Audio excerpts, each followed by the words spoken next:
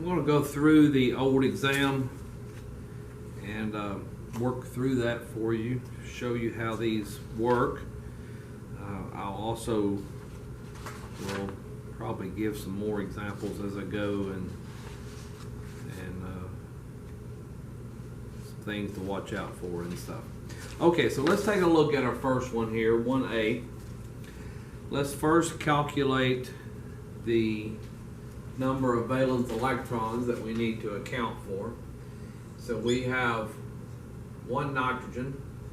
Nitrogen is in group 5. We have 4 hydrogens. Hydrogen is in group 1. And we have 1 carbon. Carbon is in group 4. And finally, we need to account for the charge. We have a negative charge, so we need to add 1 more electron. That's why it's got a negative charge. It has an extra electron. If you have a plus charge, remember to take 1 away. We'll subtract 1. So we have a total of 14 valence electrons to account for. Let's draw out our basic skeletal structure. And I drew the CH3 in parentheses on purpose. That is one group. You have to keep that together. So there's a carbon with 3 hydrogens on it. Then we have the nitrogen with the hydrogen on it. So that's why, again, I had that in parentheses, that is one group. That has to be together. Now, let's give electrons to the outermost atoms first, and we'll give that to the nitrogen. Let's give it a full octet. So now we have 8 electrons around it. Let's subtract what we put in. Anything that we have left over we'll give to the carbon. And if you add up what we've already put in, we've already got 14. We've got no more electrons to give to the carbon. So we should be finished. Let's just examine everything. The nitrogen's got an octet, we just gave it. Carbon has an octet, it's happy, and the hydrogens have their 2 electrons. Now let's put the charge where it goes. The charge goes on the nitrogen because nitrogen wants to be trivalent and it's only divalent. It's not matching its desired valency, so the charge has to be right there. So let's go ahead and put that charge on. So there's our most stable Lewis structure for that molecule. Take a look at the next one. So let's add up our number of valence electrons. We have 1 boron. Boron is in group 3. We have 3 carbons. See, the CH3 is together, and there's 3 CH3s coming off of the boron. So there's 3 methyl groups coming off the boron. Now, so we got 3 carbons. Carbon is in group 4. We have 9 hydrogens. Hydrogen is in group 1. So we have a total of 24 valence electrons to account for. Now there's 3 of those methyl groups. The way this is drawn, there's 3 of the methyl groups coming off the boron.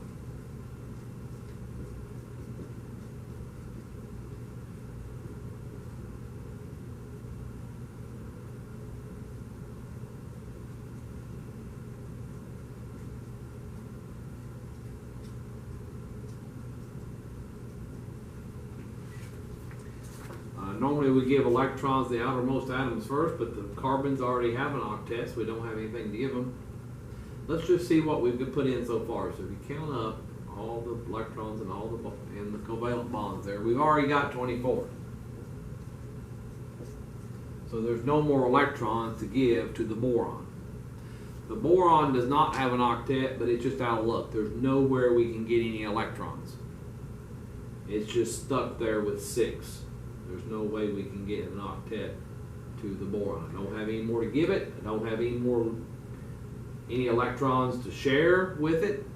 Carbons, they don't have anything they can share. There's no lone pairs. So it's stuck here. That's our final answer for it.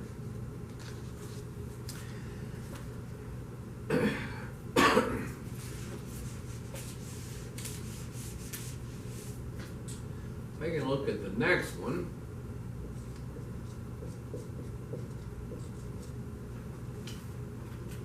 let's add up our number of valence electrons. So we have 7 carbons. Carbon is in group 4. We have 5 hydrogens. Hydrogen group 1. And 1 nitrogen. Nitrogen is in group 5. So we have a total of 38 valence electrons to account for. Now, with this formula, there's lots of molecules that would have that formula. So, I have already given you the basic skeletal structure and just asked you to finish it. So keep everything connected like I have it, and you just need to put in the rest of the electrons. Now we normally start giving electrons to the outermost atoms. Anything left over we'll give to the central atoms. You may recognize things and you can jump straight to that if you recognize that, what's happening where there's bonds. I'm going to go ahead and give the nitrogen an octet. If you look at what we've got in so far, we've got let's see, we've got 6 more electrons to go, 6 more to put in. So we can give them to one of these carbons, maybe something like that. But if you look at this, if you go through and calculate, if you go through and look at the charges, a carbanion, that's a lone pair on a carbon, that's going to be a negative charge. This is going to be negative, this is going to be negative, this is positive, positive, positive. There's a -2 charge here and a +2 here. So we got lots of problems. That's not a stable Lewis structure. So there's lots of electron sharing going on here. We're sharing to give everything an octet. This carbon does not have an octet. These with the plus charge here do not have octets. So let's share with the lone pairs that we had on there. Take these charges off. So here, let's take that lone pair and share with the carbon here. And if you do that, that would give us a double bond there.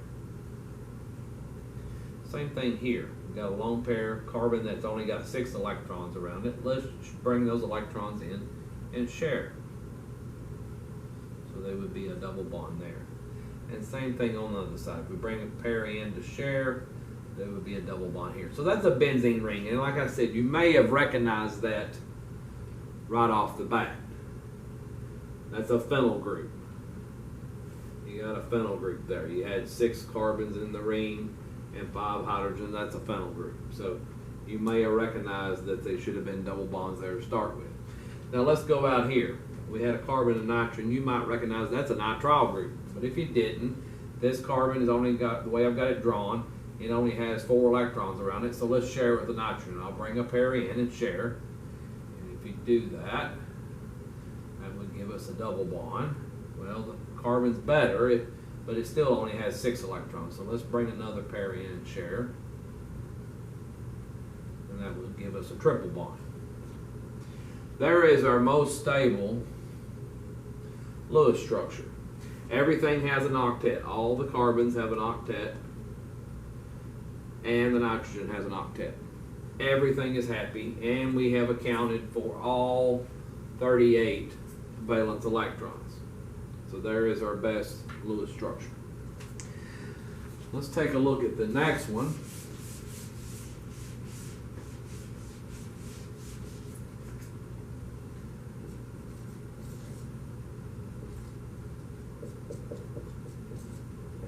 Let's add up our number of valence electrons. We have 5 carbons. Carbon is in group 4. We have 4 hydrogen. Hydrogen is in group 1. We have 1 oxygen. Oxygen is in group 6. That gives us a total of 30 valence electrons to account for. And again, this formula, there'll be lots of compounds with that formula. So I have given you the basic skeletal structure and just asking you to finish putting in the rest of the electrons.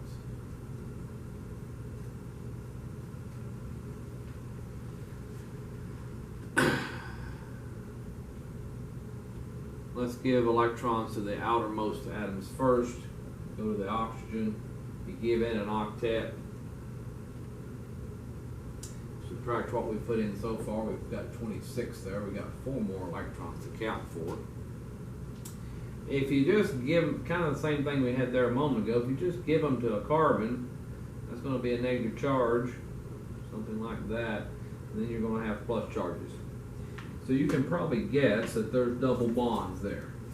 If you bring a pair in to share there with that carbon, it would be a double bond. That gives us 8 electrons around the carbon, and it is tetravalent, so it's happy. Same thing with this carbon. Down here we want to do the same thing. Put double bonds there. Now I still have one carbon over here that's right now only got 6 around it. So there would be a plus charge on that carbon. Oxygen wants to be divalent, we have it monovalent, there would be a negative charge there. So the oxygen is going to share with that carbon as well. You can bring those electrons in and share, put a double bond between the oxygen and the carbon.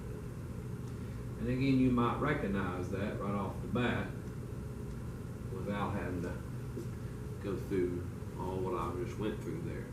There is our best, most stable Lewis structure for that molecule.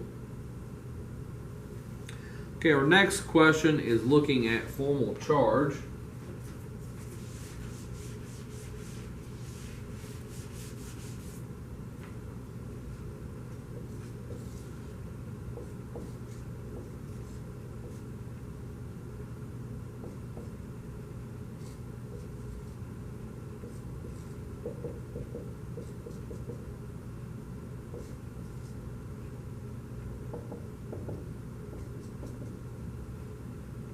Asked for the formal charge on our oxygen here and on the boron. Let's take a look at the oxygen first.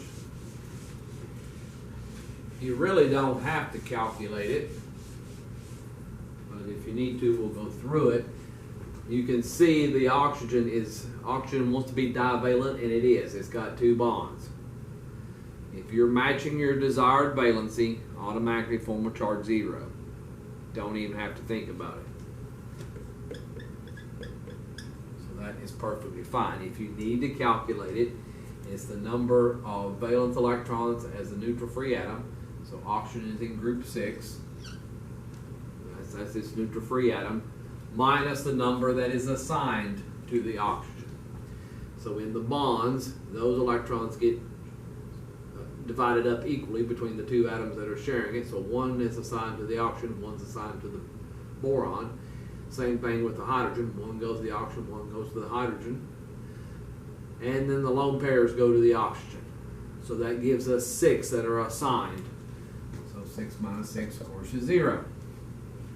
So we didn't even need to do it because we knew oxygen wants to be divalent, and it is, and so automatically formal charge 0. Boron, we're probably going to have to calculate that one because we didn't talk about the desired valency of boron. Boron is in group 3, so 3 valence electrons is a neutral free atom. We'll subtract the number that is assigned to it, and in these bonds there's 1 electron assigned to the boron, 1 electron assigned to the other atom. So we've got 3 bonds, 3 electrons that are assigned.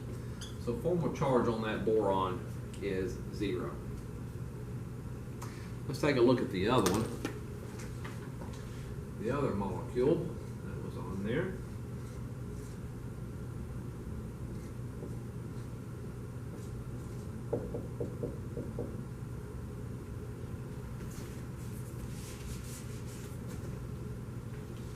And I asked for the formal charge on the nitrogen and on that oxygen. Now, nitrogen wants to be trivalent, and it's tetravalent here. It's got 4 bonds around it. So we know there's a charge on it. Oxygen wants to be divalent, and here we only have the 1 bond. It's monovalent. So we know there's a charge there. Though both of those atoms are not matching their desired valency. If you know what they are, I told you learn to recognize these, you can just, again, you can just write the number down. If you need to calculate it, that's fine. Formal charge on the oxygen is -1, but let's go through and calculate it just to prove to ourselves. But if you know it's -1, there's a negative charge there, just go ahead, you can go ahead and put it. There's a plus charge on the nitrogen. Oxygen as a neutral-free atom is 6, it's in group 6 there, so 6 valence electrons. There's 6 electrons in the lone pairs, 3 lone pairs make 6, and then in the bond, 1 electron goes to the oxygen, 1 goes to the nitrogen. So we have 7 that are assigned to the oxygen. So 6 minus 7, you can see there is a -1 charge on the oxygen. The nitrogen, let's take a look at it. So nitrogen is neutral-free atom. It's in group 5, minus the number of electrons that are assigned to it in its bonded state. So in each bond, we divide the electrons equally. So we got 1 electron here going to the nitrogen. Here we got 1 to the nitrogen, and in the double bond, 1 goes to the nitrogen, and out of that bond, 1 out of that bond. So there are 4 electrons that are assigned to the nitrogen. So you can see there's a +1 charge left on there on the nitrogen. It has a formal charge of +1. There's a positive charge on the nitrogen. Let's take a look at our next one. Next one, we're looking at whether the molecules are polar or nonpolar.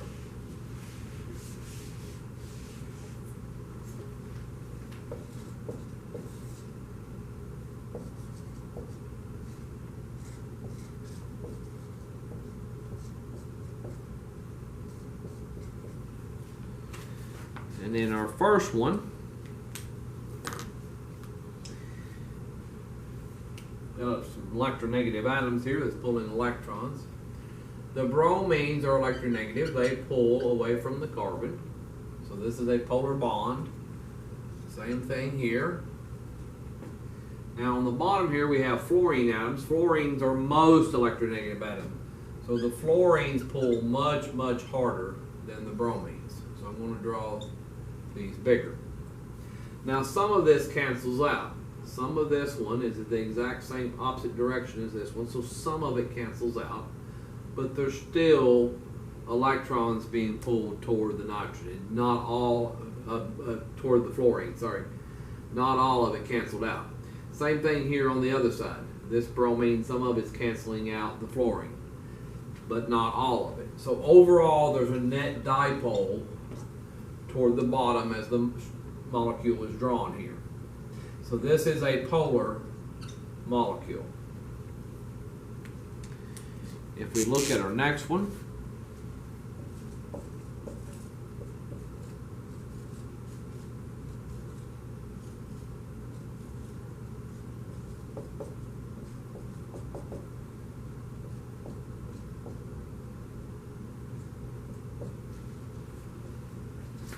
now if you look at that one, don't even have to be concerned with the carbons and hydrogens. They have basically the same electronegativity, so we can just essentially ignore all of that. But we do have the oxygen. Oxygens are electronegative. So this oxygen is pulling out away from the carbon. Same thing here. If you look at the molecule as a whole, there is a net dipole toward the right-hand side of that molecule. This is a polar molecule.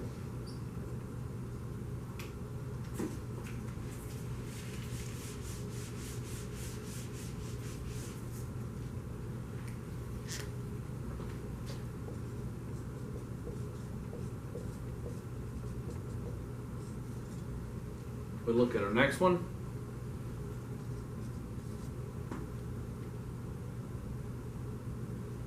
Nitrogen is electronegative. It pulls some electrons. This one does as well. Oxygen is much more electronegative than nitrogen, so it's pulling much harder. Now if you stand back and look at the molecule as a whole, there is a net dipole toward the top of that molecule. We have electrons that you got these two that are pulling. These two pull out a little bit, but these two are going up. That one going up. overall we've got electrons going toward the top. So net dipole toward the top. This is a polar molecule.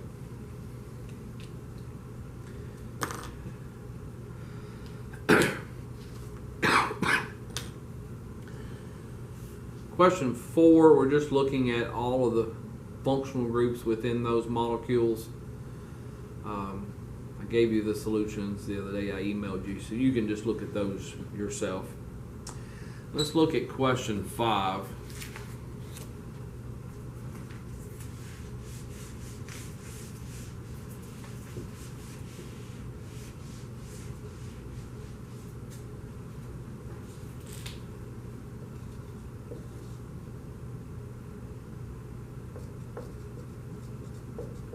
So it says to draw 3 ketones with the formula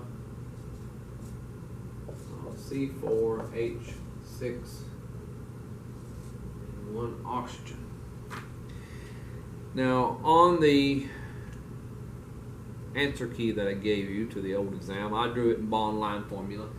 If you need to draw these out, that's fine.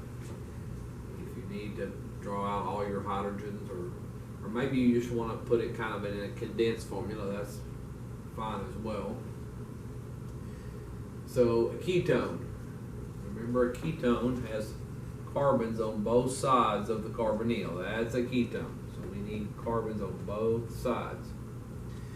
So let's put 1 carbon on one side. And then we have the carbonyl carbon. So we got 2 more carbons to go.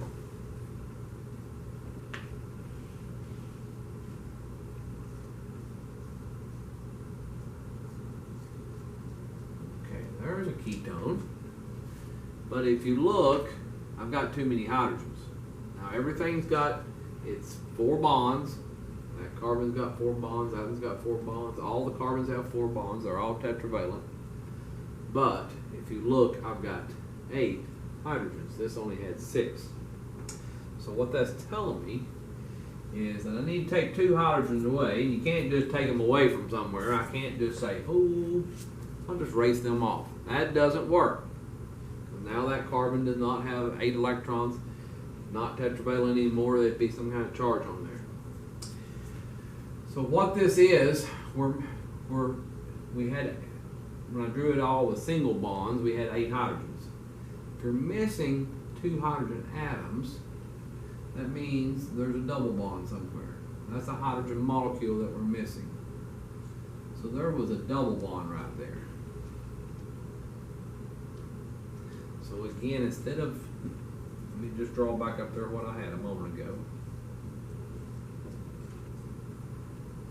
Let me just draw the hydrogens out there so we can see them. So that's where we had the 8 hydrogens. That was too many. We're only allowed to have 6. So if you take a hydrogen molecule out, hydrogen molecule is H2. If you take one of those out, right there,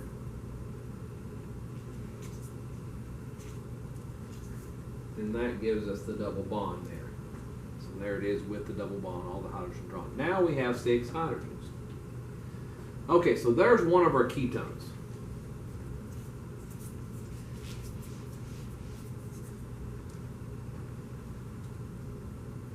Now, let's try to get the others. So we already decided that drawing them in a straight line here did not work. We had to have a double bond in order just to have a straight chain. So this did not work.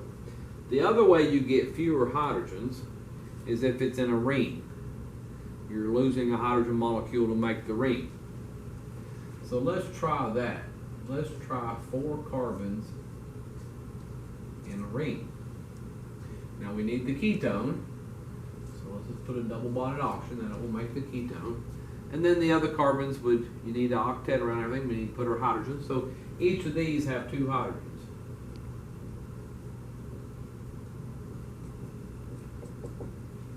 Now if you look at everything, that carbon's got 4 bonds, that one's got 4 bonds, 4 bonds, 4 bonds. They all have an octet. Everything's happy.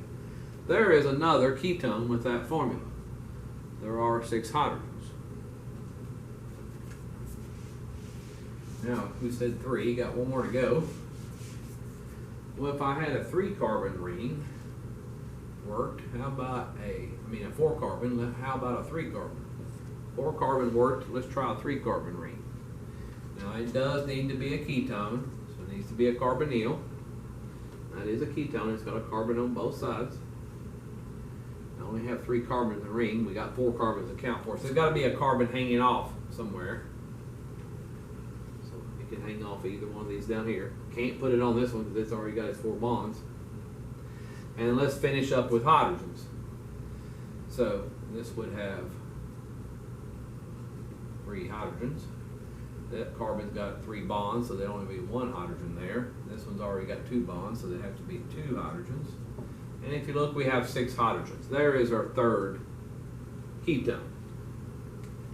Now that one was a really hard one. Let's try, I brought in the textbook here. If you look at chapter 2, question 35, they have a bunch of where you have to draw these out. Let's try one of these. Let's go a little bit easier. That one was pretty nasty.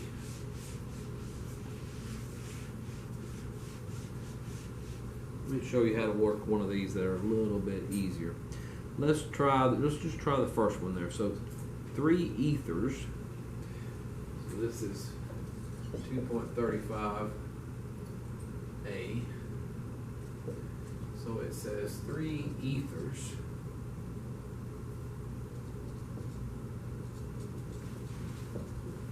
with a formula of C4H10O.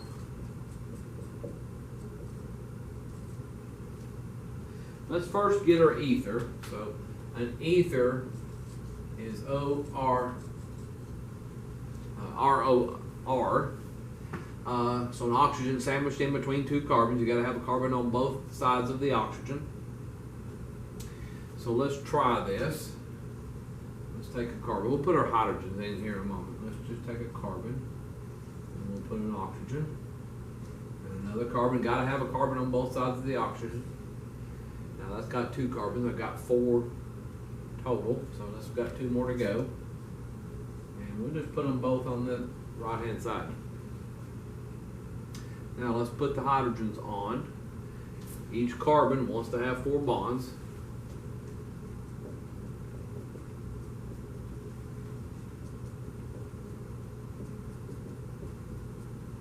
So again, if you need to draw these out in the bottom line formula, that is fine. If you can do them in, if you need to draw out the dash formula, if you can do them in bond line, that's fine. If you need to draw this dash formula, that's okay as well. This is more time consuming. But if we take a look, we have 10 hydrogens. So we're good. That is a good ether. That is one of our ethers. Now, so we draw 3 of them. So I've got another one to do. Well, oxygen has to be between 2 carbons. So we have it here between these 2 carbons. Let's try the oxygen between these 2 carbons. If you do that, just move the oxygen over here. If you let me go to condensed here. So we made this one symmetrical. We have the oxygen right in the middle. So I just moved it down the chain.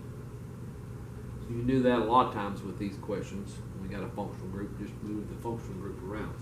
So I just moved it over. And if you look, that one also has 10 hydrogens. We are good. Okay, if that worked, moving it on down the line, how about moving it one more time?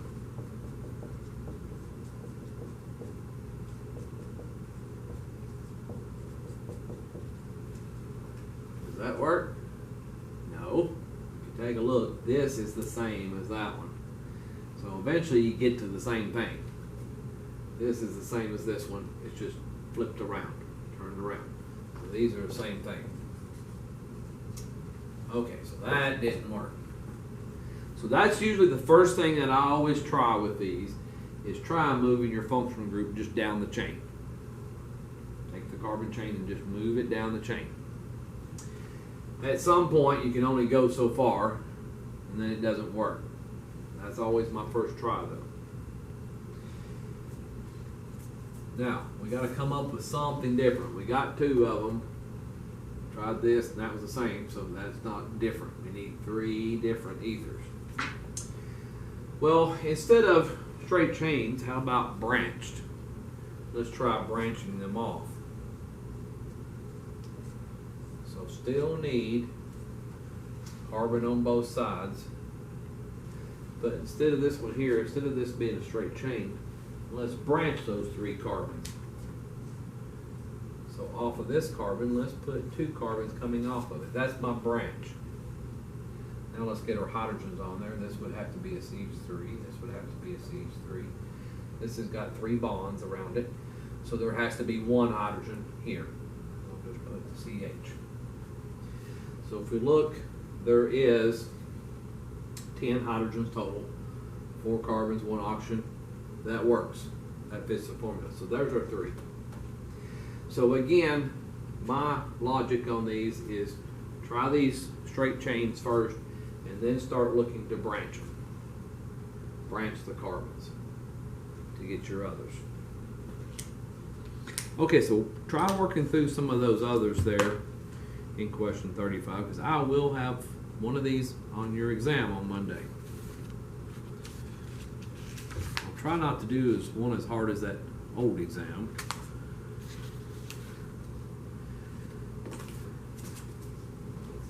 Okay, our next question, we're going to be looking at some resonance structures.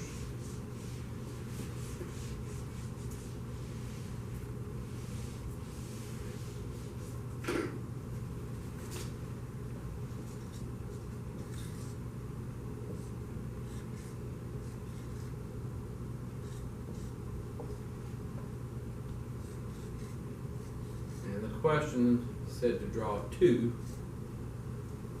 resonance structures. So we need to draw 2 more. This is what was given, and we need to draw 2 more. And I will tell you how many to draw so that you don't have to worry about, did I find them all? I will tell you. That'll make it a lot easier, because this is a rather lengthy exam. You got to work kind of quickly to get through it in time. If you know the material, you shouldn't have any trouble finishing. But if you don't know it and you have to really think about it, you're probably going to run out of time. Okay, so let's work this one here. So I've mentioned before in lecture, I love it when I have charges in the structure. It makes resonance a lot easier. You like to try to move electrons toward a plus charge.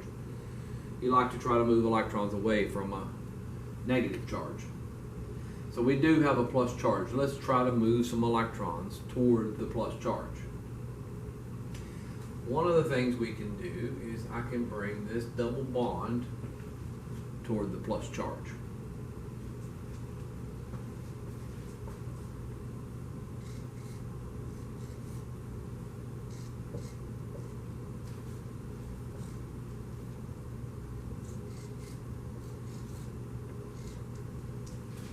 Now, let's get our charge on here. So the initial tail, where we started, initial tail becomes more positive by charge. So this carbon will now have a plus charge. Final head becomes more negative by charge. So negative and positive cancels out. That carbon is now neutral. There is a resonance structure. Let's see if we can draw one more. It said to draw 2, so we've got another one to go.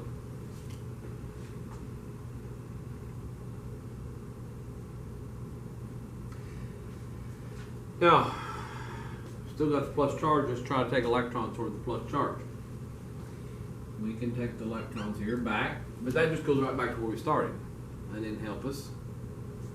But we had another double bond here next door.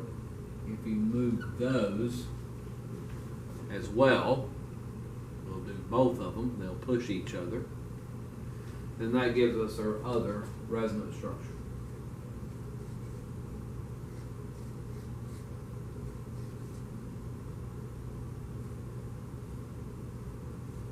Let's get charges on. Initial tail becomes more positive charge, so this carbon has a full plus charge. Final head, where we ended up, final head becomes more negative by charge, negative positive cancels out. There's our other resonance structure. Now you should always be able to go, this went through here to there. I should be able to go from here straight to that one.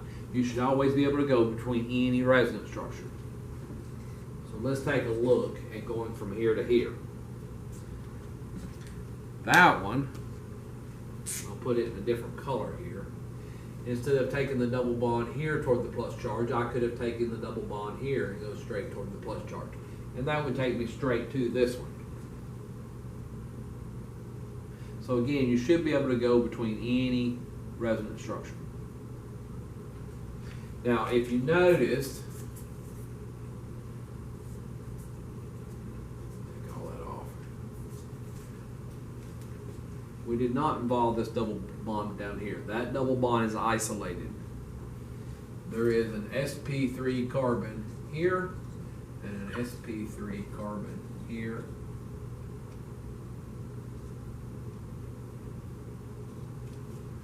There's also one up here. And again, those sp3 carbons just act like roadblocks. They don't have a p orbital. Your atoms must have p orbitals to have resonance. So this double bond cannot have resonance with any of the rest of the molecule. See, this one is sp2, this one's sp2, sp2, sp2, sp2.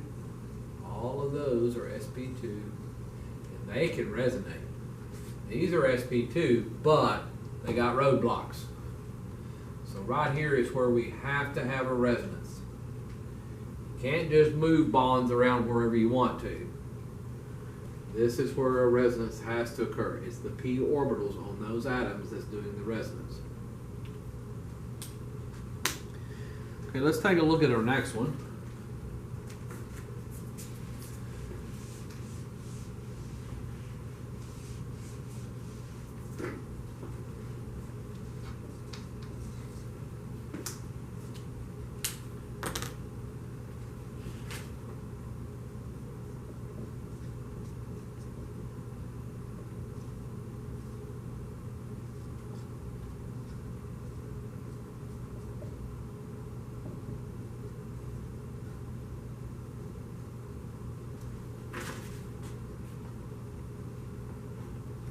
Bad drawing. I'll try to make certain it's good and clear on your exam. That almost looked like an oxygen when I first looked at it. It's a carbon. Okay, so it is a carbon. Okay, so it says to draw one resonance structure that is more stable than the one that is shown. Now there are several resonance structures that can be drawn for this one. I gave you, there's at least a couple. I gave you one on the answer key, and that's all you have to do is give me one. But let's just take a look at some of the possibilities. So there are more than one, but again, I only asked for one. Charges, love charges. Try to move electrons away from a negative charge. Try to move electrons toward a plus charge, either one. Let's just do the plus charge one here first. Let's try to move electrons toward the plus charge. I can take electrons out of this double bond and take them on to the oxygen.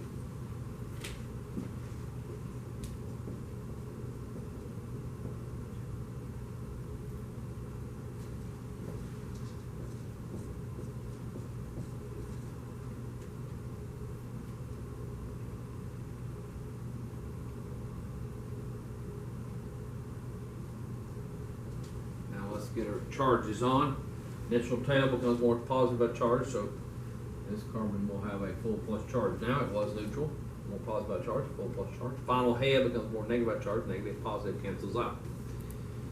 There is, that would oxygen now be neutral. So there is a resonance structure. Now the question did say, draw one resonance structure that is more stable than the one that's shown. Is that one more stable than that one? Well, we do have the charges closer together. So that's important. Closer you have the charges, the better. We don't like charge separation. let's look at the atoms here. This one has an octet, that one has an octet, that one has an octet. Here, that one has an octet, oxygen has an octet, but this one only has 6. Octet rule trumps everything else. That one is actually less stable than this one. So that didn't help us. That's not the one I was asking for, because I said to draw one that's more stable. That's actually less stable. Okay, let's just see if we can draw another one. Still got charges. Love charges. Try to move electrons toward a plus charge. Try to move electrons away from a negative charge. So we do have the carbon with the negative charge. That lone pair is going to come in to form a double bond.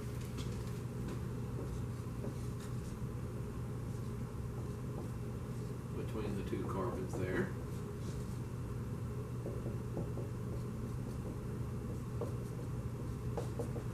Now, initial tail becomes more positive by charge. Positive and negative cancels out. That carbon's down neutral. Final head becomes more negative by charge. Again, positive and negative cancel out. That carbon's down neutral. We have no charge separation. Let's take a look at our octets. Octet around that one, octet, octet. Everything's happening. Everything has an octet, and there's no charge separation. That is definitely more stable than our first one. Definitely more stable than both of them. That's our most stable resonance structure. So that's the one the question was asking for. But there are other resonance structures besides that one. There was another resonance structure, just wasn't quite as stable. Now you could have gotten straight to that. Again, any of these resonances you should be able to go between each other. So if you look here, going straight to that one, I'll put it in a different color. We could have moved the electrons away from the negative charge. You brought those in. Well, that carbon's already got an octet, so bringing 2 more in would break the octet. So we've got to kick a pair out. So you can do all this in one step. Kick these in and kick those out all in one step, and that will take you there. You didn't have to go through that one.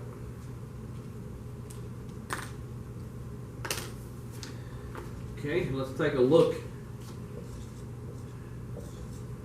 at our next one.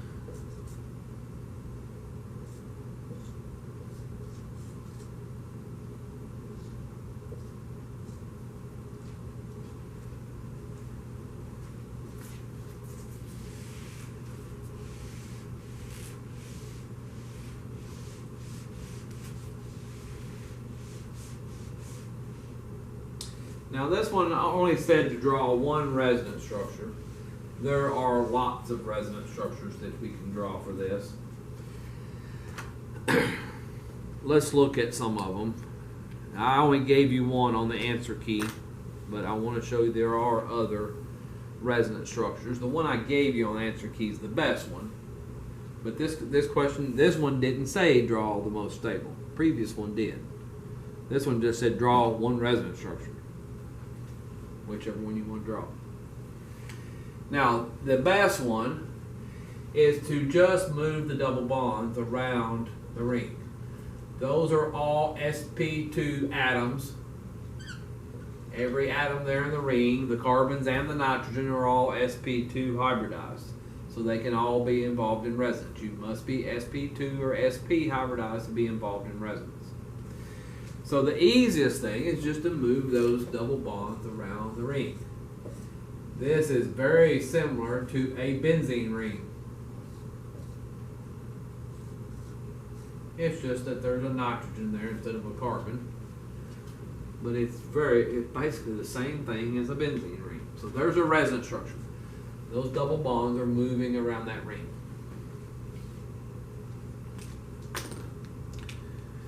Now let me show you, there are others.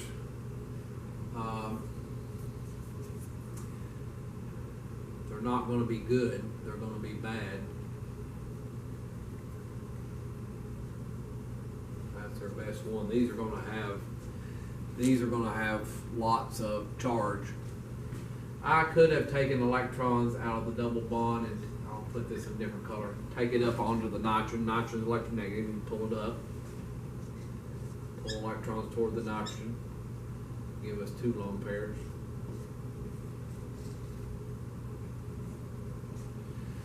Initial tail becomes more positive charge, that carbon will have a plus charge. Final head becomes more negative, nitrogen has a full negative. There is a resonance structure, but it's got charge separation. And also we have a carbon that doesn't have an octet, so it's not very stable. But technically it is a resonance structure. And you can draw a lot more. You can take that charge on around the ring. We can move electrons again toward the plus charge, and you can draw lots of those resonance structures. But the best one is the one here at the top. There's no charge separation.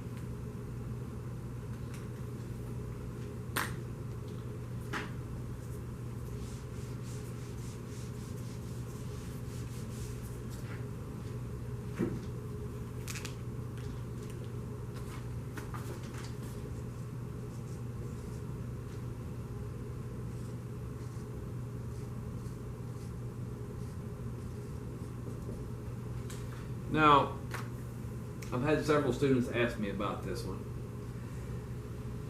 This one's drawn in the bond line formula. Let me just draw in the carbons here so we can see everything. So we have a CH3 that's connected to a CH2 that's connected to a carbon that's involved in a triple bond. At the other end of the triple bond is another carbon, and then we have the oxygen and a hydrogen that's attached. Now the oxygen, if you look, got 2 bonds, divalent. That oxygen's happy being divalent, but let's get all of the electrons. It wants an octet, so there would be an octet. It was not shown. I expect you to recognize where there's supposed to be electrons. Some of them I drew them in, but some of them, that's this one here, I did not. So there is the same structure where you can see the carbons. And that was most people's problem. They just didn't understand where the carbons were. So let's draw a resonance structure. We can take lone pairs and easily move those. So that oxygen was sp3 hybridized. It changes hybridization to sp2 and it can do resonance then. So we kick a pair in to form a double bond. You gotta, when you kick in, you gotta kick some out to avoid breaking the octet rule. And those are going to kick onto this carbon. You can't kick them out here to form a double bond because then we'd be breaking the octet rule at that one. So the only option is to go onto this carbon. We can't take them any further because these are sp3 carbons. They cannot be involved in any resonance. So our only option was to go onto that sp carbon. Can't go any further. Those sp3 carbons just roadblocks. Okay, so here's our resonance structure.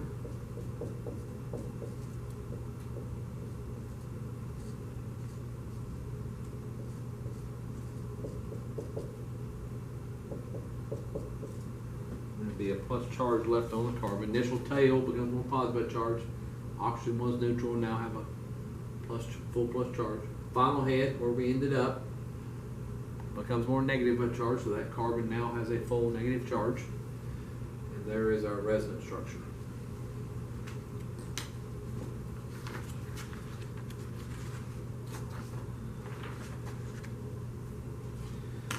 So please do some resonance. Pretty sure there's homework problems, yeah. In chapter 1, question 41 is drawing out resonance structures. Be certain you work that. You need practice drawing resonance. That's usually most of the time, most years I give a test similar to this, and that's usually, a lot of times, most students, that's the only place they miss anything is the resonance. Let's see how much that one was worth. 4 points for each structure. 2 structures in that one. 1, 1, 1. So 5 structures. That's 20 points. Holy cow.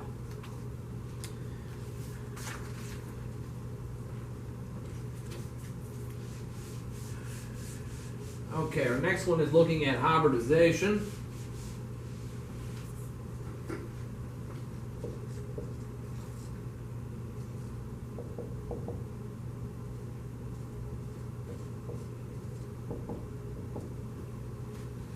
So it was asking for the hybridization at the carbon here. Hybridization of that carbon. I told you to look for how many things are attached. Doesn't matter how they're attached. You got two things attached. That's SP. S and a P is two things. That's how I remember it. Two things attached is a SP hybridized. You got three things attached. SP2 is three things. Got an S and two P's. Three things. So three things attached, it's SP2. Four things attached, it's SP3. Atoms count as a thing. Lone pairs count a thing. Okay, so coming off the carbon, we have an oxygen and an oxygen. Got two things attached. Doesn't matter how they're attached. Doesn't matter if it's double bonds, single bonds, or whatever. Got two things attached. Two things attached is SP hybridized. That is an SP hybridized carbon.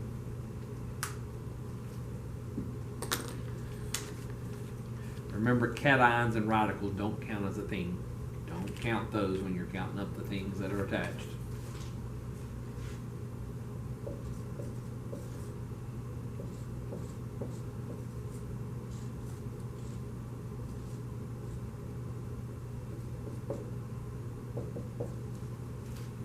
So this one was asking for the hybridization at the nitrogen and the hybridization of that oxygen. Now, lone pairs were not shown on the oxygen.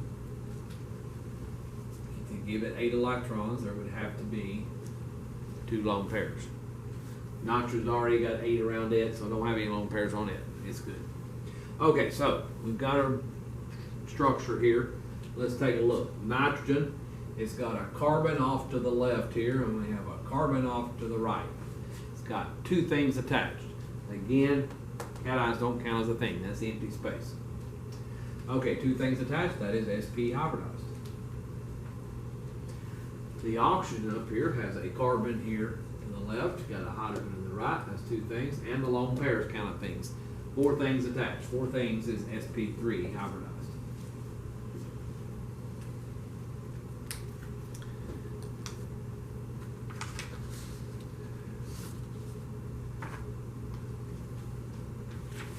Looking at our next one.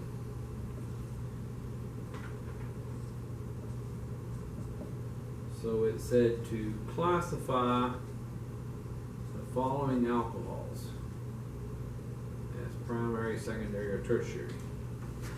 So for the alcohols, you go to the carbon that the OH is attached to. There's the OH. Marker's dying on me. There's the carbon. That's the carbon that determines the classification. You see how many carbons is directly bonded to that red one.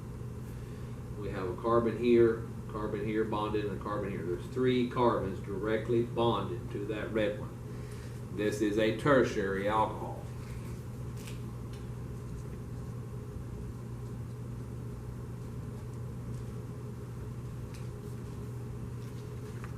Now it only asks for the alcohols. But while we've got it up here, let's take a look at the amine. Now the amines are different. We talked about the amines being different. With the amines, you go straight to the nitrogen, and the nitrogen determines the classification, not a carbon, like we do with OH or the alkyl halides. Alcohols and alkyl halides, you go to the carbon they're attached to, and that's what determines the classification. Nitrogen, you go straight to the nitrogen, and it determines the classification. So it has 1 carbon directly bonded to it. That would be a primary amine. If I had asked for the amine, I didn't. I asked for the alcohols.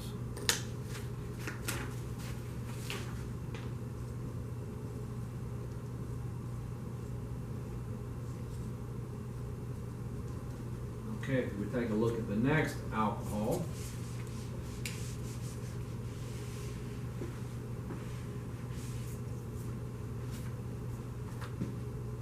So again, the carbon that the OH is attached to determines the classification. This carbon determines the classification. You're looking at how many carbons is directly bonded to that one. We have 2 carbons that are directly bonded to it. So this is a secondary alcohol.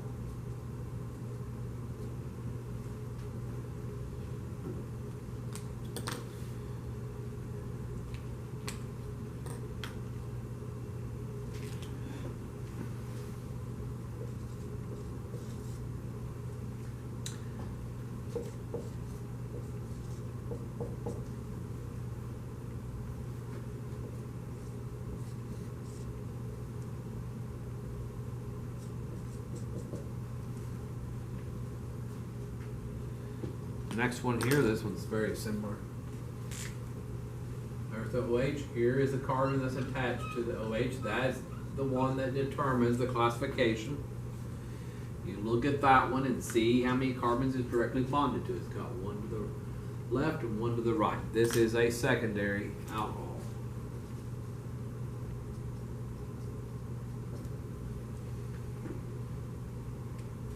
Now be careful, those need to be single bonds when you're doing the classification. While I've got this one up here, just a reminder, if the OH had been, say, on the phenyl ring, that does not fall into the classification, because the carbon that's trying to do the classification is involved in a double bond here. And it needs to be all single bonds to be able to classify primary, secondary, or tertiary. This is a phenyl alcohol. You can't classify as primary, secondary, or tertiary. This one is secondary. This one does not classify.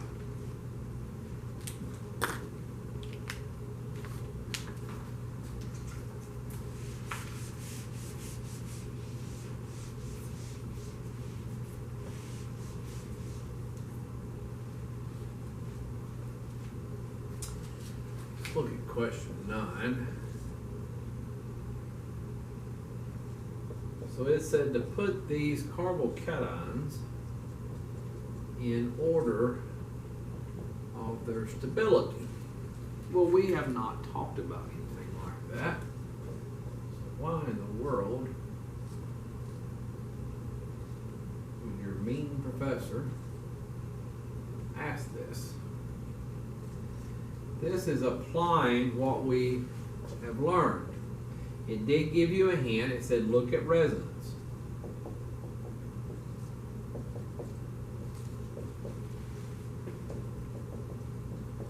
Now we've talked about resonance stabilizes molecules. The more resonance you have, the more stable it is. If we take a look at these, I'm going to jump down here to the end one. This one, we've got an sp3 on both sides. These have no p orbitals. That cation has no resonance. That one is the least stable of the group. And it did say increasing stability, least stable first. So D is the least stable. If we look at B, you can probably see this one's got lots of resonance. I can take the electrons out of the double bond toward the plus charge. That would give me a resonance structure. There's one resonance structure you can draw.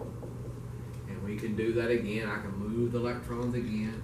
You can draw many resonance structures for that one. This has lots of resonance. This is our most stable. B is the most stable because it's got so many resonance structures. Okay, so we figured out the least stable and the most stable. Let's look at the other two.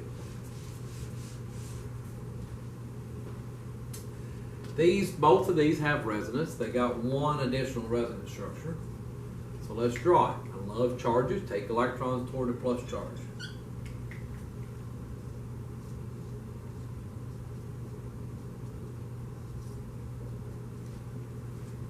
Initial tail becomes more positive charge, so nitrogen has plus charge. Final head becomes more negative charge. That carbon is now neutral.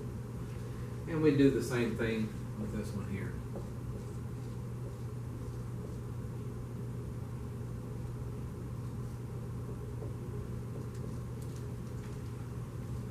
Now both